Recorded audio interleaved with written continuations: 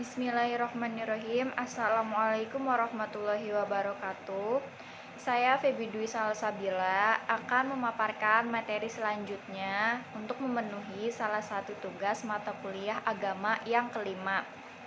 Alhamdulillah, pertama-tama saya panjatkan puji syukur kehadirat Allah Subhanahu wa Ta'ala karena telah memberikan saya nikmat iman, nikmat Islam, nikmat sehat, dan nikmat lainnya. Shalawat serta salam tak lupa saya curahkan pula kepada junjungan besar Nabi Muhammad SAW beserta para keluarganya, para sahabatnya, dan kita para umatnya sampai akhir zaman. Amin Allahumma amin. Pada materi kali ini, saya akan memaparkan tentang sumber hukum dalam Islam. Al-Quran adalah sumber hukum yang pertama umat Islam yang berisi tentang akidah, ibadah, peringatan, kisah-kisah yang dijadikan acuan dan pedoman hidup bagi umat Nabi Muhammad SAW. Sunnah atau hadis merupakan sumber ajaran Islam yang kedua setelah Al-Quran. Namun, terdapat 4 sumber dalam hukum Islam. Yang pertama adalah yang sudah disebutkan di awal, yaitu Al-Quran. Yang kedua, Al-Hadis. Yang ketiga, Ijma. Dan yang terakhir adalah Qiyas. Saya akan memaparkan satu-satu materi dari keempat sumber hukum dalam Islam ini. Yang pertama adalah Al-Quran. Al-Quran adalah kalam Allah yang diwahyukan kepada Nabi Muhammad SAW. Tulisannya berbahasa Arab dengan perantaraan malaikat Jibril. Al-Quran juga merupakan hujah atau argumentasi kuat bagi Nabi Muhammad SAW dalam menyampaikan risalah kerasulan dan pedoman hidup bagi manusia, serta hukum-hukum yang wajib dilaksanakan. Hal ini untuk mewujudkan kebahagiaan hidup di dunia dan akhirat, serta untuk mendekatkan diri kepada Allah Subhanahu wa Ta'ala. Al-Quran sebagai kalam Allah Subhanahu wa Ta'ala dapat dibuktikan dengan ketidaksanggupan atau kelemahan yang dimiliki oleh manusia untuk membuatnya sebagai tandingan.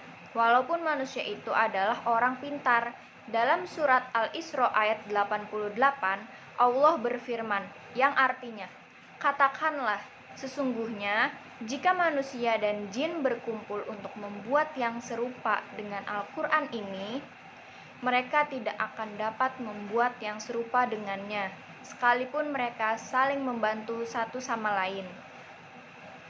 Nah, yang kedua adalah hadis. Seluruh umat Islam telah sepakat dan berpendapat serta mengakui bahwa sabda, perbuatan dan persetujuan Rasulullah Muhammad SAW tersebut adalah sumber hukum Islam. Yang kedua, sesudah Al-Quran. Banyak ayat-ayat di dalam Al-Quran yang memerintahkan untuk mentaati Rasulullah SAW, seperti firman Allah Subhanahu wa Ta'ala dalam Quran surat Al-Imran ayat 32, yang artinya, katakanlah Muhammad, taatilah Allah dan Rasul. Jika kamu berpaling, ketahuilah bahwa Allah tidak menyukai orang-orang kafir. Al-Hadis sebagai sumber hukum yang kedua berfungsi sebagai penguat, sebagai pemberi keterangan, sebagai pentahsis keumuman, dan membuat hukum baru yang ketentuannya tidak ada di dalam Al-Quran. Hukum-hukum yang ditetapkan oleh Rasulullah Muhammad SAW ada kalanya atas petunjuk ilham dari Allah Subhanahu wa Ta'ala, dan ada kalanya berasal dari ijtihad. Itu penjelasan tentang Al-Quran dan Al-Hadis sebagai sumber ajaran Islam. Yang ketiga, saya akan memaparkan tentang ijma. Ijma ini, Imam Syafi'i memandang ijma sebagai sumber hukum setelah Al-Quran dan Sunnah Rasul. Dalam Moraref atau portal akademik Kementerian Agama bertajuk Pandangan Imam Syafi'i tentang ijma sebagai sumber penetapan hukum Islam dan relevansinya dengan perkembangan hukum Islam dewasa ini, karya Siti Fauzia Tunai. Ijma adalah salah satu metode dalam menetapkan hukum atas segala permasalahan yang tidak didapatkan di dalam Al-Quran dan Sunnah. Sumber hukum Islam ini melihat berbagai masalah yang timbul di era globalisasi dan teknologi modern.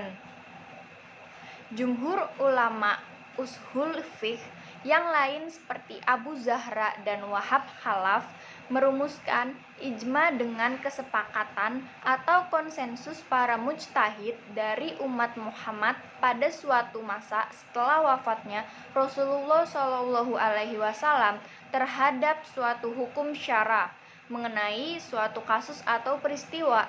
Ijma dapat dibagi menjadi dua bentuk, yaitu ijma shorih dan ijma sukuti. Ijma shorih atau lafzi adalah kesepakatan para mujtahid baik melalui pendapat maupun perbuatan terhadap hukum masalah tertentu. Sedangkan ijma shorih ini juga sangat langka terjadi, bahkan jangankan yang dilakukan dalam suatu majelis, pertemuan tidak dalam forum pun sulit dilakukan. Bentuk ijma yang kedua adalah ijma sukuti, yaitu kesepakatan ulama melalui cara seorang mujtahid atau lebih mengemukakan pendapatnya tentang hukum satu masalah dalam masa tertentu, kemudian pendapat itu tersebar luas serta diketahui orang banyak. Tidak ada seorang pun di antara mujtahid lain yang mengungkapkan perbedaan pendapat atau menyanggah pendapat itu setelah meneliti pendapat itu. Itu penjelasan mengenai ijma. Selanjutnya, sumber hukum dalam Islam yang terakhir atau yang keempat yaitu qiyas. Sumber hukum ini atau yang bisa disebut sebagai analogi. Qiyas adalah bentuk sistematis dan yang telah berkembang vari ra'yu yang memainkan peran yang amat penting. Sebelumnya, dalam kerangka teori hukum Islam al-Syafi'i, qiyas menduduki 4 terakhir karena ia memandang qiyas lebih lemah daripada ijma. Qiyas adalah salah satu metode untuk menerapkan hukum Islam. Prinsip dalam qiyas adalah menyamakan sesuatu dengan sesuatu yang lain. Maknanya, menyamakan ketentuan hukum antara sesuatu yang sudah ada aturan hukumnya dengan sesuatu yang lain yang belum diatur hukumnya karena ada kesamaan ilat antara keduanya. Namun, adapun rumusan Ibnu As-Subki tentang qiyas adalah menyamakan hukum sesuatu dengan hukum sesuatu yang lain karena adanya kesamaan ilat hukum menurut mujtahid yang menyamakan hukumnya. Sementara menurut Al-Amidi, qiyas adalah keserupaan antara cabang dan asal pada ilat hukum, asal menurut pandangan mujtahid dari segi kemestian terdapatnya hukum tersebut pada cabang.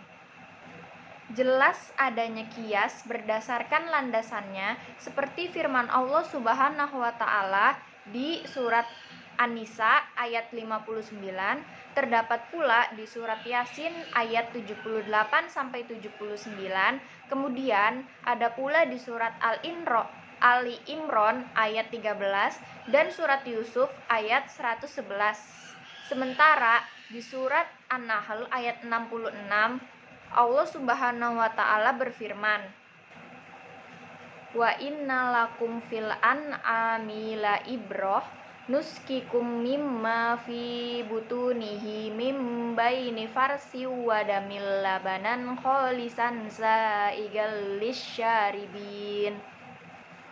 Jadi mungkin itu saja penjelasan yang bisa saya sampaikan mengenai sumber hukum dalam Islam. tentang Al-Quran, Al-Hadis, Ijma, dan Qiyas. Mohon maaf apabila ada kesalahan kata yang saya ucapkan, karena segala kelebihan datangnya dari Allah Subhanahu wa Ta'ala, dan segala kekurangan adanya pada diri manusia itu sendiri. Terima kasih untuk yang memperhatikan dan melihat video ini. Saya akhiri. Wassalamualaikum warahmatullahi wabarakatuh.